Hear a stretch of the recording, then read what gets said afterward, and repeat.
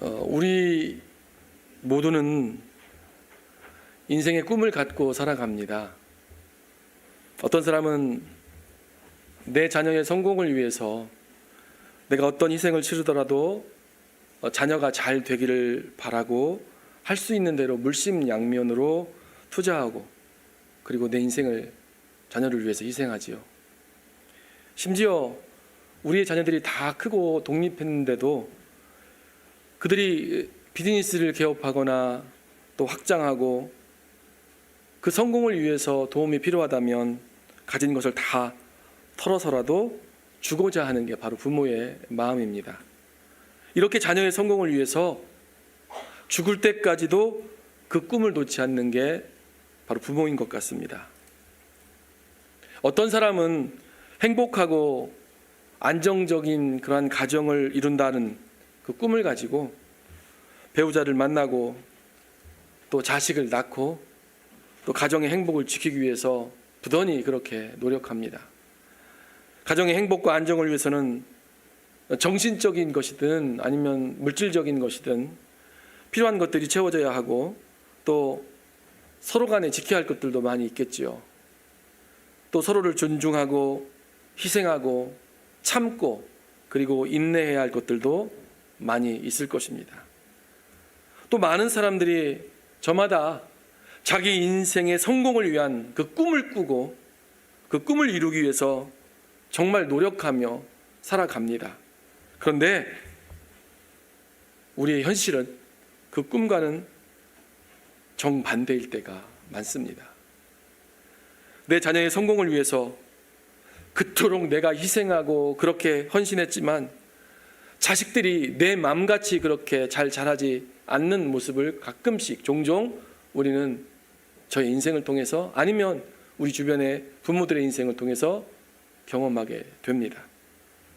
누구나 가정의 평안과 그 행복을 꿈꾸지만 가정이 깨지고 상처를 입은 그런 경우도 있고 겨우겨우 현실을 인정하고 여기까지만이라도 가정을 지키며 사는 그러한 사람들도 우리 주변에 많이 있습니다. 또 우리의 인생의 꿈은 꿈으로만 그치고 점점 낙심할 수밖에 없는 그러한 상황으로 몰려가고 있지는 않습니까? 여러분 어떻습니까? 여러분의 꿈은 만족할 만큼 이루어지고 있습니까? 우리의 자식들이 잘 되고 우리의 가정이 남부럽지 않게 행복한 그런 가정을 세우고 내 인생의 작은 성공이라도 바라고 꿈꿨던 것들이 우리의 현실 속에서 지금 어떻게 이루어져 가고 있는지 보실 수 있기를 바랍니다. 아직도 내 인생에서 꿈꿨던 나와 내 가정과 그리고 앞날에 계획했던 그러한 일들 속에서 하나님께 쓰임받고 싶은데 현실은 실패한 것 같고 그리고 고난과 아픔과 상처만 있다면 오늘 말씀을 통해서 우리의 꿈이 과연 누구를 위한 꿈이었는지 한번 돌아볼 수 있기를 바라고 그리고 이제 우리의 시야를 내가 아니라 우리 하나님께로 시선을 돌려서 하나님의 뜻에 나의 꿈을 맡기는 놀라운 은혜가 있기를 바랍니다.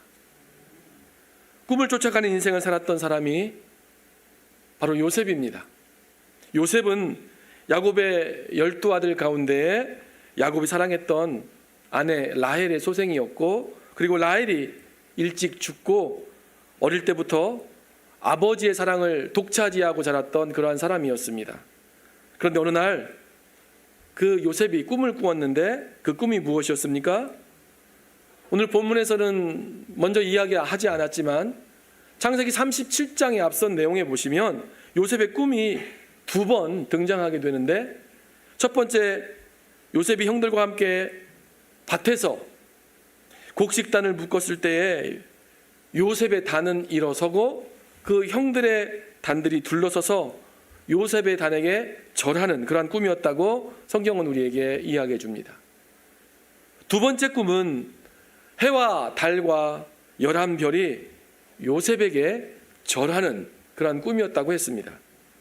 형들을 상징하는 그 곡식사는 양식과 관계되었던 생존이라고 하는 그러한 의미를 가지고 있는 것이었고, 해와 달과 별은 무엇을 말합니까? 통치와 하나님의 섭리를 보여주는 그러한 꿈이었습니다. 요셉의 꿈 이야기가 그냥 헛소리 정도로 그렇게 넘어갈 수도 있었는데, 형들이 그 요셉의 이야기를 듣고 분노하고 왜 요셉을 그토록 그 꿈 이야기를 통해서 그를 미워하기 시작합니까? 왜 그렇습니까? 여러분, 꿈은요, 고대 근동에서 인생의 길흉화복을 점치던 사람들에게는 꿈이 그냥 꿈이 아니었던 것입니다. 옛날 사람들은 꿈에 뭐가 있다고 믿었습니까? 신의 일들이 함께 있다고 그렇게 여겼습니다. 형제들이 요셉의 이 꿈을 요셉 개인의 출세와 권위로 그렇게 인정했기 때문에 가당치 않은 말을 하는 그 요셉을 더욱 시기하고 미워했던 것입니다. 가지 많은 나무에 바람 잘 날 없다는 말을 아시죠? 야곱이 아내가 4명이었고 그 소생으로 12아들들이 있었습니다. 얼마나 많은 일들이 그의 인생 가운데서 있었겠습니까? 4명의 아내와 그 많은 아들들과의 관계 속에서 이루 말할 수 없는 수많은 이야기와 사건들이 있었겠지만, 요셉이 반복해서 그 많은 사건들 속에서 2번 그 정말 이상하리만큼 정말 무슨 의미가 있는 것 같은 그런 2번의 꿈 이야기는 하나님의 그냥 하나의 그 에피소드처럼 그냥 지나칠 그런 이야기가 아니었다는 것이죠.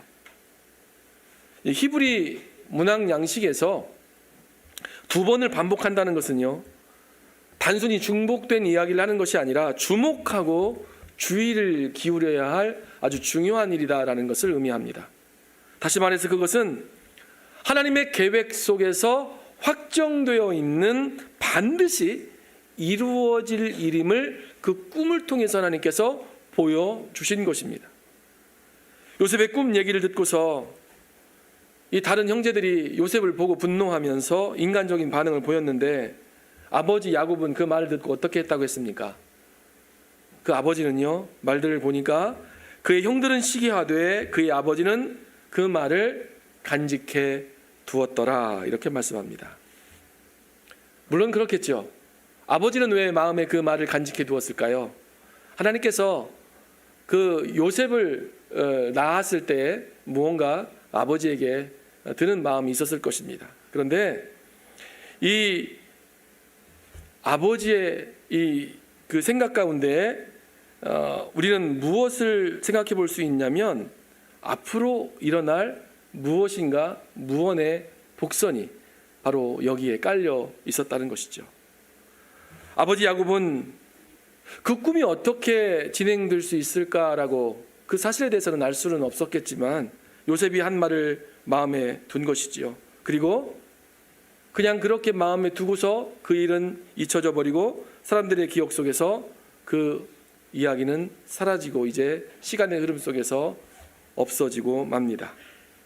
오늘 본문은 요셉의 꿈 이야기와 맞물려서 그것과 연관성을 가지고 바로 이 애굽왕 바로의 꿈 이야기를 시작합니다.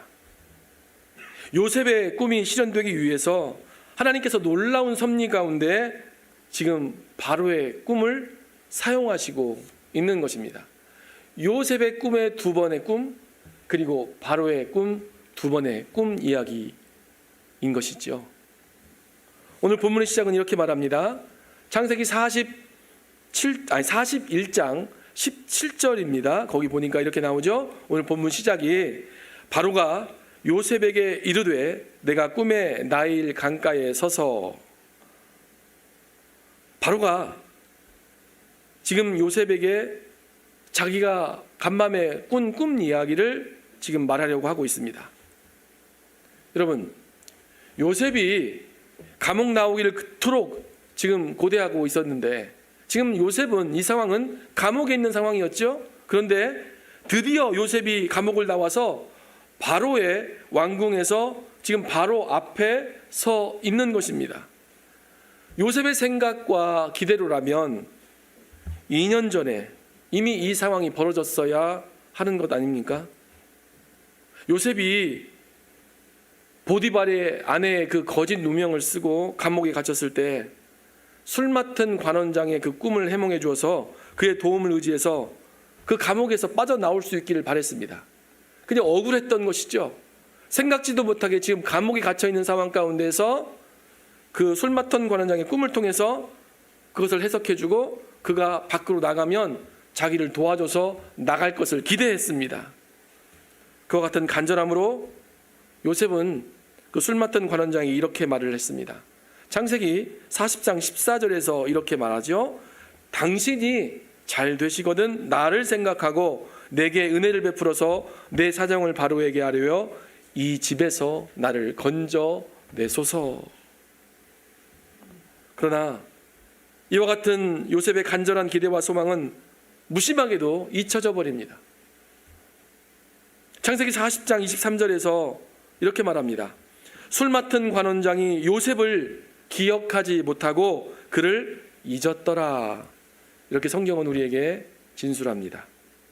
그리고 2년이라는 세월이 고통과 원망 속에서 지나갔습니다. 누구에게는 관심도 기억도 없는 일이지만 당사자 요셉에게는 고통스러운 시간, 자포자기할 수밖에 없는 그러한 시간들이었을 것입니다. 그런데 그때는 까마득하게 그냥 잊어버리고 지나쳐 버렸는데, 그리고 그렇게 지나가 버렸는데 어느 순간 술 맡은 그 관원장이 어느 순간 2년이 지난 다음입니다. 바로 이 요셉을 기억하게 됩니다. 무엇 때문입니까? 왜 갑자기 술 맡은 관원장이 요셉을 기억하게 됩니까?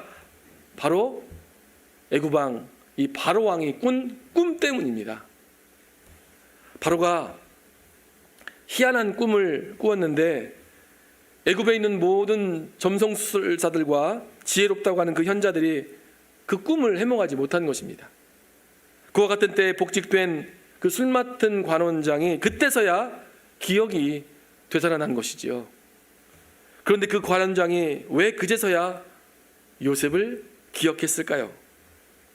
만약 요셉이 그때 2년 전에 그 바라고 기대한 대로 그가 복직이 되고 곧바로 바로에게 신원해 주었더라면 2년 동안이나 감옥에 갇혀 있지 않았을 수도 있었을 것입니다. 그러나 이것이 하나님의 백성을 위한 하나님의 섭리 가운데에 이루어진 일임을 여러분 보실 수 있기를 바랍니다. 바로 이것이 우리의 시간표가 아니라 하나님의 시간표가 우리의 인생을 이끌어가고 있다는 것을 보여주는 장면이라는 것입니다. 만약 2년 전에 요셉이 이 감옥에서 풀려났다면 어떻게 되었을까요? 보디발의 아내가 있는 한 다시는 그 보디발의 집으로는 되돌아가지 못했을 것입니다. 그렇다면 어느 누군가에게 팔려갔든지 어디로 갔는지도 알 수가 없어서 정작 바로가 자기 자신의 꿈으로 인해서 요셉을 찾았을 때에는 그 행방을 알 수 없었을 것입니다. 이 모든 것을 아시는 하나님께서 하나님의 뜻을 이 요셉을 통해서 이루고자 하시는 하나님의 뜻을 이루시려고 그를 그 감옥에 붙들어 놓으신 것입니다.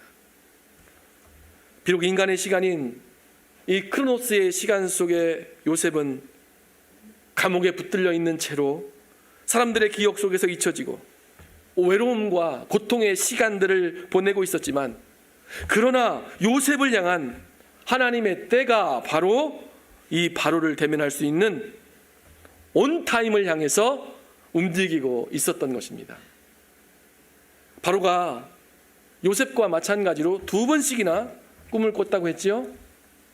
아까 말씀드린 것처럼 이 히브리 문학에서 2번을 반복해서 꿈을 꿨다라고 하는 것은 어떤 의미라고 했습니까? 강조하는 것이다, 아주 중요한 것이라고 말씀드렸습니다. 하나님의 계획 속에 이 일이 확정되었다라는 것입니다. 그냥 지나칠 수 없다, 그 말입니다. 바로 이 꿈들이 자기 자신의 정권과 이집트의 미래에 관한 것이라는 사실을 두려움 가운데 인식하게 됩니다. 직감이 그에게 있었던 것이죠. 그 꿈의 내용이 무엇이었습니까? 첫 번째 꿈은 아름답고 살찐 그 암소 7마리가 나일 강가에서 풀을 뜯고 있는데 큰 흉하고 아주 파리한 다른 암소가 이 아름답게 살찐 7 암소를 다 잡아먹는 그런 아주 흉측하고 두려운 꿈을 꾸게 됩니다. 여러분, 나일강은 무엇이죠? 나일강은요, 이 애굽의 풍요의 상징이고 힘과 생명을 의미합니다. 분명 이 꿈이 애굽에 관한 그러한 계시의 내용이 있을 것임을 직감한 바로가 뒤척이다가 정말 이 꿈을 어떻게 해야 될지 그가 고민하다가 다시 잠이 들었다고 했습니다. 그런데 두 번째 꿈을 꿉니다. 이 두 번째 꿈은 바로가 튼실하고 무성한 7 이삭이 나왔는데 그 곧 어떤 일이 벌어집니까? 야위고 마른 7 이삭이 나오더니 그 무성한 그 이삭들을 다 삼켜버리는 그런 무시무시한 꿈을 꾸었다는 것이지요. 이 고대 군동에서는요, 소와 이러한 나락, 이삭들은 무엇을 의미하냐면 모두 다 농사 짓는 것이잖아요. 그리고 식량과 관련이 있는 것들을 의미합니다. 바로 왕은 이 꿈들이 자신의 그 정권과 애굽의 미래에 관한 것이라는 사실을 직감하고 애굽에 있는 모든 점성술사들을 불러 모으고 현인들을 불러서 그 꿈을 해석하도록 했지만 누구도 바로 왕을 설득할 만한 그러한 꿈 해몽을 하지 못합니다. 당시에 이 점성술사들이나 이 지혜로운 이 현인들, 이 현자들, 이들은 꿈을 해석하고 정말 마술이나 점치는 것을 통해서 그것들을 알 수 있는 그러한 사람들이었는데 왜 바로의 꿈을 바로 해몽하지 못했을까요? 사실 상상하기 어려운 일입니다. 점치는 자들이나 사실 이 현인들이 아니라 할지라도 누구나 다 경험상 꿈을 해석할 수 있습니다. 저 역시도 저희 인생 가운데 하나님께서 꿈을 통해서 하나님의 일들을 많이 보여주셨고 사실 꿈을 통해서 저의 영적인 상태도 볼 수 있도록 하셨던 건 많은 경험들이 있습니다. 그러니까 나는 나를 볼 수 있어요. 내 상태에 내가 무엇이 잘못되었는지 하나님의 말씀에 보면 내가 느낄 수 있는 것이죠. 그러니까 누구라도 자기의 상태를 꿈을 통해서 어느 정도는 알 수 있고, 여러분 이런 말도 하지요. 많은 경우에 우리가 주관적이기 때문에 이 꿈도 자기가 주관적으로 해석해 볼 수 있습니다. 코에 걸면 코걸이, 귀에 걸면 귀걸이라는 말이 있습니다. 그렇게 우리가 내 주관적으로 해석할 수 있었을 것입니다. 그런데 왜 성경은 이 바로의 꿈을 해석할 수 없다, 그 꿈을 해석할 자가 없었다 이렇게 말하고 있습니까? 그 이유는 바로 이 점성술사들과 그 지혜로운 현자들이 각기 꿈을 해석해 보았지만 바로 왕의 마음을 설득하지 못한 것입니다. 그 꿈이 여러분 하나님이 주신 꿈이었기 때문입니다. 하나님이 바로의 생각을 다루고 계셨기 때문입니다. 하나님께서 정하신 사람만이 그 꿈을 온전하게 해석할 수 있고 그 사람의 해석만이 바로의 마음을 움직일 수 있었던 것입니다. 그러니까 다른 사람의 말들을 다 들었지만 정말 이 바로가 듣기에 그 꿈이 마음에 정말 해가라는 그러한 정말 이 꿈 해석이 맞구나라는 그러한 마음의 감동을 주지 못한 것이지요.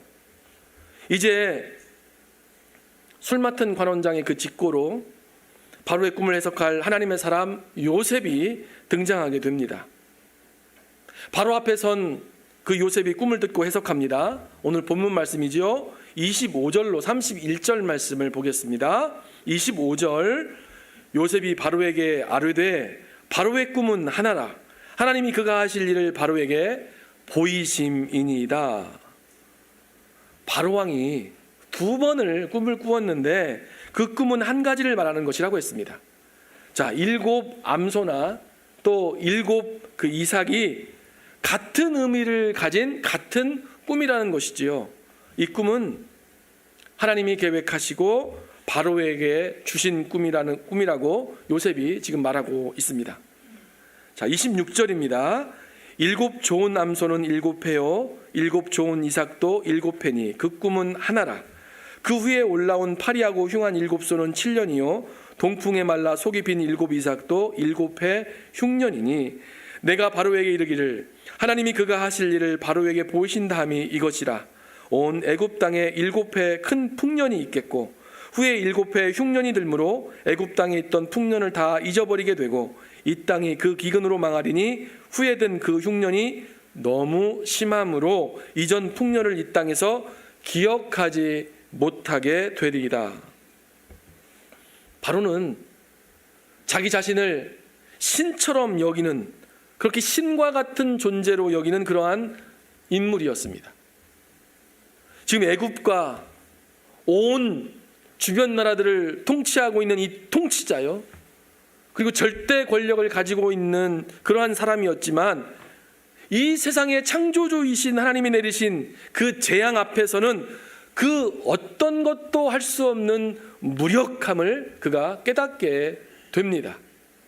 이 기근으로 말미암아서 이 애굽 나라가 망하게 될 것이라고 하는 그 말에 바로는 그의 그 마음 가운데 하나님에 대한 위엄과 권능에 두려움을 느끼게 됩니다. 그리고 요셉은 이어서 그 꿈에 대한 해석과 아울러서 그것을 어떻게 다루어야 할지를 이 애굽 왕 바로에게 조언하지요. 자, 32절부터 36절인데요. 거기에 이렇게 쓰여 있습니다. 바로에게 꿈을 2번 겹쳐 꾸신 것은 하나님이 이 일을 정하셨습니다. 하나님이 속히 행하시리니 이제 바로께서는 명철하고 지혜 있는 사람을 택하여 애굽 땅을 다스리게 하시고 바로께서는 또 이같이 행하사 나라 안에 감독관들을 두어 그 7회 풍년에 애굽 땅의 5분의 1을 거두되 그들로 장차 올 풍년의 모든 곡물을 거두고 그 곡물을 바로의 손에 돌려 양식을 위하여 각 성읍에 쌓아두게 하소서. 이와 같이 그 곡물을 이 땅에 저장하여 애굽 땅에 임할 7해 흉년에 대비하시면 땅이 이 흉년으로 말미암아 망하지 아니하리이다. 여러분, 놀라운 일이 벌어졌습니다. 세상의 질서를 뒤집고 하나님의 손이 역사하심으로 우리가 상상할 수 없는 인생의 역전이 벌어진 것이죠. 부정하고 천하게 여겼던 그러한 히브리 종, 요셉은 바로 히브리 종이었죠. 그것도 죄수로서 감옥에 갇혀 있었던 사람이 바로 애굽 왕 바로 왕 그 앞에 서서 그에게 꿈을 해석하고 그 꿈에 대한 해결책을 지금 조언하고 있는 것입니다. 여러분, 어떻게 이런 일이 벌어지게 된 것입니까? 여러분, 고대 근동에서는 함부로 우리가 왕을 대면해 보거나 왕이 조언을 구하지도 않았는데 먼저 왕에게 나아가서 조언을 하는 경우는 없습니다. 만일 그 사람의 말이 왕의 심기를 불편하게 하거나 왕의 생각과 다를 때 그는 죽음을 면할 수가 없습니다. 여러분들, 우리가 잘 아시는 것처럼 에스더의 이야기를 아시죠? 이 에스더가 페르시아 왕 아하수에르 왕에게 나아갔었을 때 그 사실을 알고 여러분 어떻게 말합니까? 에스더 4장 11절에 이렇게 에스더가 고백하여 말합니다. 왕의 신하들과 왕의 각 지방 백성이 다 알거니와 남녀를 막론하고 부름을 받지 아니하고 안뜰에 들어가서 왕에게 나가면 오직 죽이는 법이요 왕이 그 자에게 금규를 내밀어야 살 것이라. 이제 내가 부름을 입어 왕에게 나아가지 못한 지가 이미 30일이라 하라 하니라. 이러한 금기사항을 알고 있었던 이 에스더가 죽기를 각오하고 내가 죽으면 죽으리라 하고 왕 앞에 나아간 것입니다. 이러한 위태로운 상황 가운데 요셉은 재앙에 대한 그 해법을 이 바로 왕에게 호기롭게 그렇게 조언합니다. 지혜로운 사람을 택하여 애굽 땅을 다스리게 하고 또 7해 풍년의 때에 곡식들을 다 그 각 성읍 가운데 저장하게 해서 흉년의 때를 대비하라는 그러한 해결책을 조언하여 준 것입니다. 바로가 이 말을 들었을 때 마치 요셉의 말이, 이 사람은 지금 히브리 종이라는 그 신분으로, 종의 신분으로 바로 앞에 서 있는데, 바로에게는 이 요셉의 말이 누구의 말처럼 들립니까? 하나님의 말처럼 들리는 것입니다. 바로와 그 말들을 들은 그 신하들이 요셉의 그 조언하는 말을 좋게 여겼다, 이렇게 성경은 우리에게 말해줍니다. 여러분, 이 일에 누가 개입하신 것입니까? 하나님이 개입하신 것이지요. 이 일을 해석하게 하신 하나님을 인해서 요셉을 주목하고 그를 이 바로 왕이 애굽의 총리로 세워서 이 일을 해결할 사람으로, 그 이집트의 그 흉한 일들로 나라가 망하게 되었을 때 이와 같은 지혜로 나라를 살릴 수 있는 사람으로 요셉을 세우게 된 것입니다. 요셉은 어떻게 이렇게 담대할 수 있었습니까? 그 해답을 오늘 본문이 시작되는 말에서 찾아볼 수 있습니다. 창세기 41장 16절에서 이렇게 말합니다. 요셉이 바로에게 대답하여 이르되 내가 아니라 하나님께서 바로에게 편안한 대답을 하시리이다, 이렇게 말합니다. 하나님께서 바로에게 편안한 대답을 하시리이다. 누가 이 꿈을 해석할 것이다, 그 말입니까? 하나님이 주신 것이니 하나님이 해결할 방법을 제시하실 것이라는 사실을 요셉이 분명히 확신하고 하는 말입니다. 여러분, 당대 세계 최고의 권력자이며 자신을 신처럼 여겼던 그러한 사람이 요셉의 꿈 해몽을 통해서 모든 것이 하나님의 통치 아래에 있음을 인정할 수밖에 없게 된 것입니다. 바로 왕이 요셉의 해석대로 7년의 풍년과 7년의 그 흉년이 그대로 실현되게 됨을 그 기간 동안 그가 그의 눈으로 똑똑하게 목격하게 된 것이지요. 그러면서 그것은 무엇을 보고 느꼈을까요? 세상의 역사를 주관하시는 살아계신 하나님, 전능하신 하나님, 신들 가운데 가장 뛰어나신 하나님을 그가 보았을 것입니다. 여러분, 우리의 인생과 꿈은 과연 누구에게 달려 있습니까? 여러분의 인생 역사, 여러분 누구의 손에 달려 있습니까? 잠언 16장 9절 말씀에 이런 말씀이 있습니다.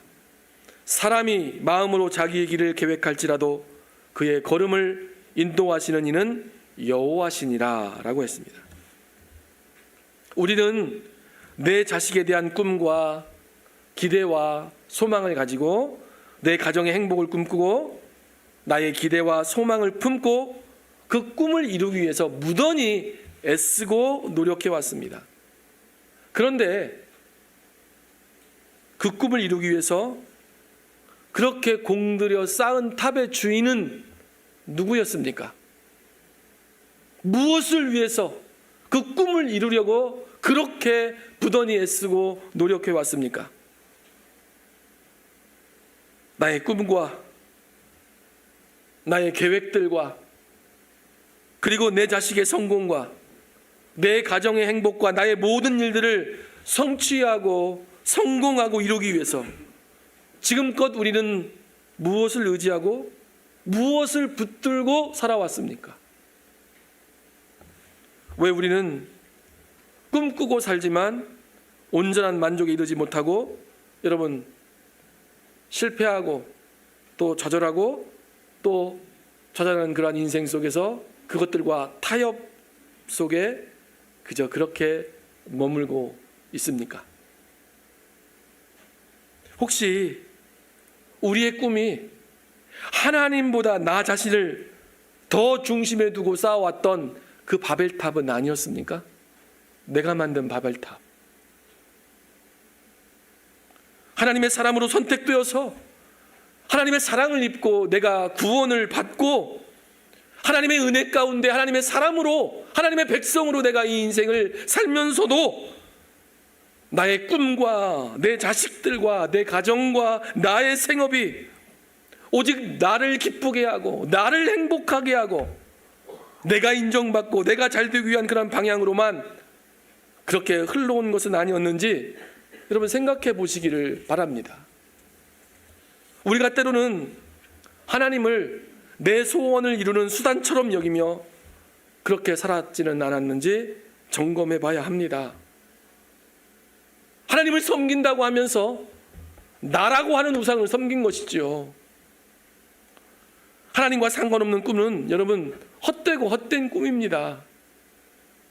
그것이 성취되고 우리의 그 꿈들이 이루어진다고 할지라도 그것이 그것 가운데 내가 괜찮다 이 정도면 그렇게 생각할지는 몰라도 여러분 거기에 참된 만족과 진짜 참 기쁨은 경험해 보지 못할 것입니다.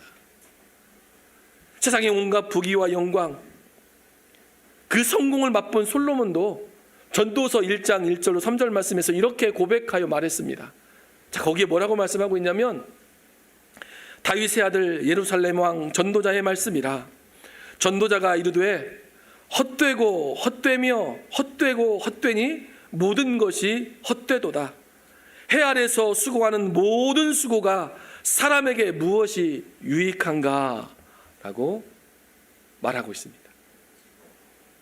지나간 인생을 돌아보십시오.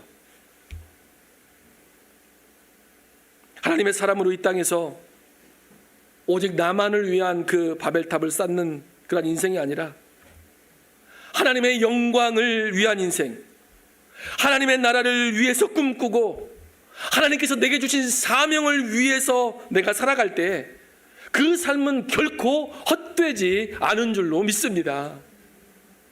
생명을 살리는 하나님의 꿈이야말로 여러분 가장 값진 꿈입니다.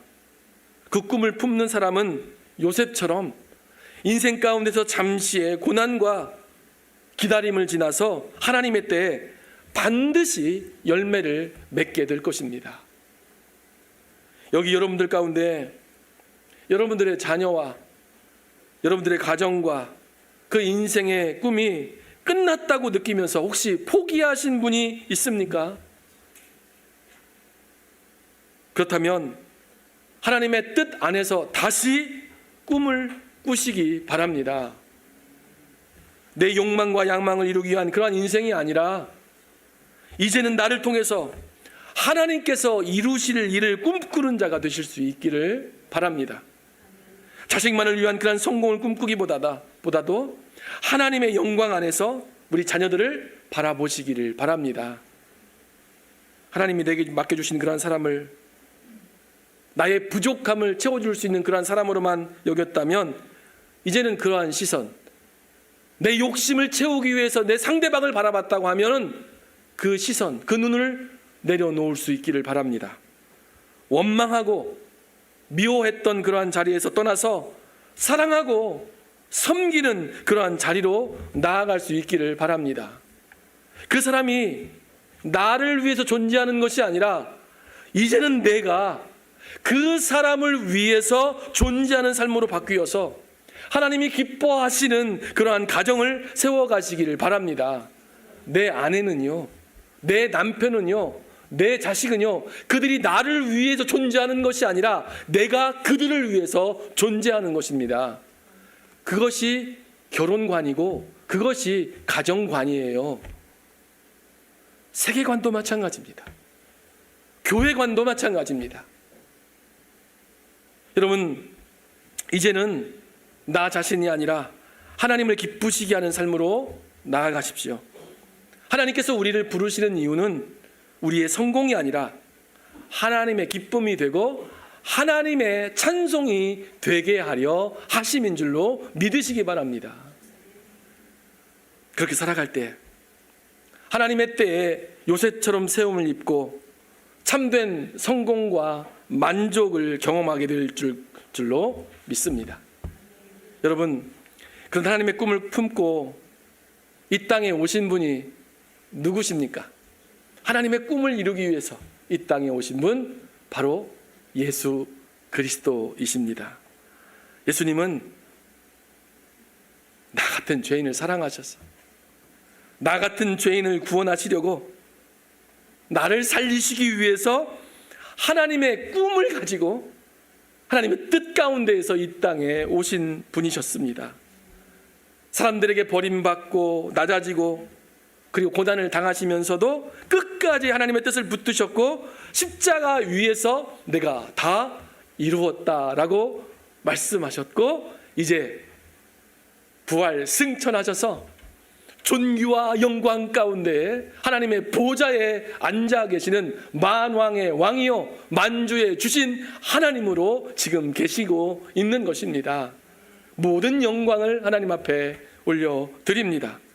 바로 십자가는 우리를 향한 하나님의 꿈이었습니다. 요셉의 삶도 그랬지요. 사람들에게 버림받고 잊혀졌던 그러한 인생이었지만 하나님은 그를 통해서 생명을 살리고 또 하나님의 계획을 그를 통해서 이루셨습니다. 오늘 우리의 삶도 동일합니다. 하나님은 지금도 그 일을 이루고 계십니다. 이제는 우리의 꿈이 나를 위한 꿈이 아니라 하나님의 뜻을 이루는 그러한 꿈으로 바뀔 때 하나님께서는 우리의 삶을 다시 붙드시고 무너진 자리에서 다시 세워서 그 뜻을 이루어 가실 줄로 믿습니다. 그러므로 여러분, 내 욕심과 내 야망이 아니라 하나님의 뜻을 품는 사람으로 살아가십시오. 그때 하나님께서 여러분들을 세우시고 가장 선한 길로 여러분들의 인생을 인도하실 것입니다. 하나님은 여러분들의 인생을 실패로 끝나게 하실 분이 아닙니다. 지금은 우리가 나를 볼 때 내가 잊혀진 것 같고 내가 무용한 그런 사람처럼 보일지라도 하나님께서는 가장 정확한 때에 하나님의 때에 여러분들을 온 타임에 세워주셔서 여러분들을 통하여서 주변 사람들을 살리시고 여러분들의 자녀들을 살리시고 우리 교회를 살리고 여러분 가운데 있는 많은 사람들을 살리시는 놀랍고 귀한 일들을 이루실 줄로 믿습니다. 기도하겠습니다.